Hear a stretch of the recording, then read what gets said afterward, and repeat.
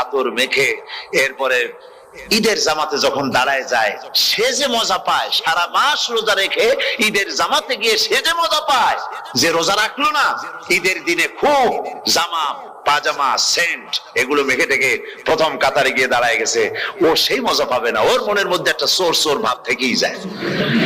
সে মনে মনে ভাবে এই জামাত আমার না, জোর করে আসছি, এইখানে দাঁড়াবার যোগ্যতা আমার নাই। মনের মধ্যে সে একটা অপরাধী ফিল করে, সে ফিল করতে থাকে। সুতরাং রোজাদারের জন্য দুইটা খুশি, একটা হচ্ছে ইফতারের সময়, আর একটা খুশি হবে যখন আল্লাহ তাদেরকে দেখা দেবেন। সুবহানাল্লাহ। এই রোজা আল্লাহ পাক দান করেছেন। আচ্ছা, কি জন্য রোজা আমাদের দিলেন?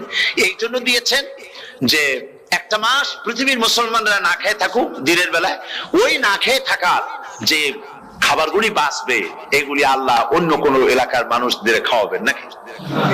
এই জন্য করেছেন রোজা।